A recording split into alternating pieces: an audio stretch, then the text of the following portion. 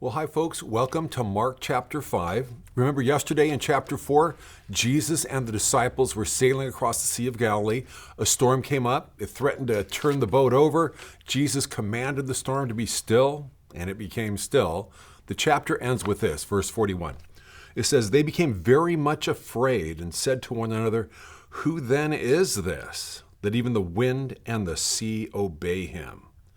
Now that is a good question. Who is this? They were afraid of Jesus, and they were right to be. Here in chapter 5, we're going to encounter entire crowds of people who were frightened by Jesus. Let's see how that works. Verse 1. They came to the other side of the sea, to the country of the Gerasenes. When he got out of the boat, immediately a man from the tombs with an unclean spirit met him, and he had his dwelling among the tombs. No one was able to bind him, even with a chain. Verse 5, constantly night and day he was screaming among the tombs of the mountains, gashing himself with stones. And seeing Jesus from a distance, he ran up and bowed down before him. And shouting with a loud voice, he said, "What business do we have to do with each other, Jesus, Son of the Most High God? I implore you by God, don't torment me." But Jesus said to him, "Come out of the man, you unclean spirit." And he was asking him, "What's your name?" And he said to him, "My name is Legion, for we are many." And he began to implore Jesus earnestly not to send them out of the country. Now there was a large herd of swine feeding nearby on the mountain, so the demon implored him, saying, "Send us into the swine so that we may enter them." Jesus gave them permission, verse 13, and coming out the unclean spirits entered the swine. The herd rushed down the steep bank to the sea, about 2,000 of them, and they were drowned in the sea. Now don't get distracted here. This episode with the pigs is peculiar and very interesting, but the important thing to get right now is that here Jesus demonstrated a remarkable power over the spirit world. Strong demons had to get Jesus' permission. He is master of the spirit world. So let's continue on the story. In verse 14, the herdsmen ran away and reported it in the city and the country, and the people came to see what had happened. Verse 15, they came to Jesus, observed the man who'd been demon-possessed, sitting down, clothed and in his right mind, the very man who had the legion, and they became frightened. Now here it is again. People dealing with Jesus get scared. And in fact, they were so frightened they begged him to go away. In verse 17, they began to implore him to leave their region. Now, besides this display of power and authority over the spiritual world, the other thing to get here, to realize, is that Jesus had deep compassion. Look at what he did. He left the huge crowds in the middle of a revival. He crossed an entire sea in really dangerous weather. He tremendously inconvenienced everybody in the boat, and he probably sent the economy of the entire Gerasene region back on its heels. 2,000 pigs is a lot of wealth to dump into the sea. And he did all this out of pity and compassion, love really, for one troubled, demonized, and socially dysfunctional man. He ministered to nobody else over there. He just got back in the boat and left. So let's follow him. Verse 21, Jesus returns to the revival. When he'd crossed over again in the boat to the other side, a large crowd gathered around him. One of the synagogue officials named Jairus came up, and on seeing Jesus, fell at his feet, and he implored him earnestly, saying, "My little daughter is at the point of death. Please come and lay your hands on her, so she will get well and live." And Jesus went off with them, and a large crowd was following him and pressing in on him. But right here, in the middle of this literal mission from God, another situation arises. Verse 25, a woman who had a hemorrhage for 12 years and had endured much at the hands of many physicians, had spent all that she had and was not helped at all, but had rather grown worse. After hearing about Jesus, she came up in the crowd behind him and touched his cloak, for she thought, "If I just touch his garments, I will get well." And immediately the flow of her blood was dried up, and she felt in her body that she was healed of her affliction.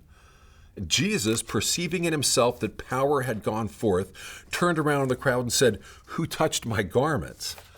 And his disciples said to him, "Well, you see the crowds pressing you, and you say, 'Who touched me?'"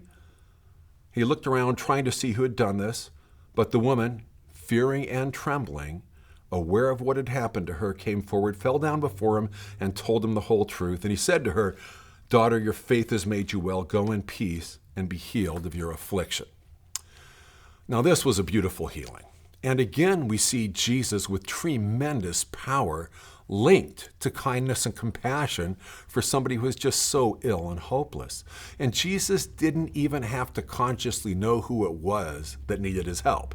The Holy Spirit knew, of course, but we see here that there is such pity and compassion in the Godhead that merely the presence of her desperate need, with what little faith she had, drew that power and that love out of Jesus and healed her.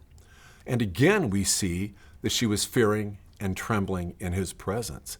Who is this man that he carries such miraculous powers? But wait, there's more. In verse 35, we pick the story up again. While he was still speaking, they came from the house of the synagogue official saying, "Your daughter has died. Why trouble the teacher anymore?" But Jesus said to the man, "Don't be afraid any longer, only believe." So Jesus enters the house, and in verse 41, it says, taking the child by the hand, he said to her, "Talitha cum," which translates means, "Little girl, I say to you, get up." And immediately the girl got up and began to walk, and they were completely astounded. No kidding. Who can do this? Who can raise someone from the dead? And he gave them strict orders that no one should know about this. Now, Jesus was obviously deeply concerned for the plight of people. His love for the guy with the legion, his love for the poor woman with a hemorrhage. He knew the heartache and the grief of watching your own child die. So Jesus presented her alive to the parents. And he did this for love, not for fame. Think about it.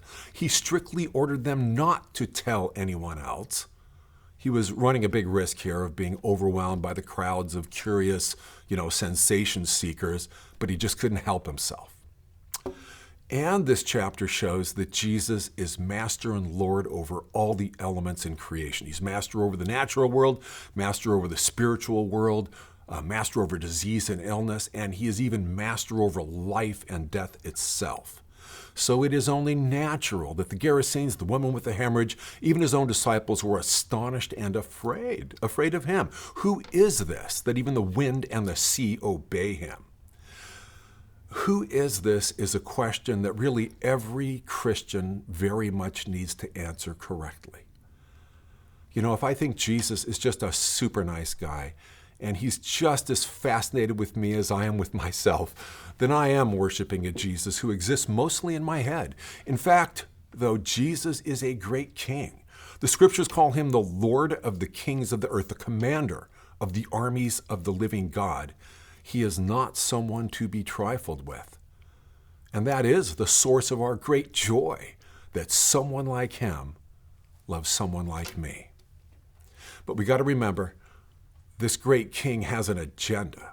If God the Father is willing to so inconvenience and so trouble his own Son for the welfare of others, then we should not be surprised when he does the same with us, the servants of that great king as well. In the next chapter, we're going to see that Jesus shares his authority and his power with his faithful servants.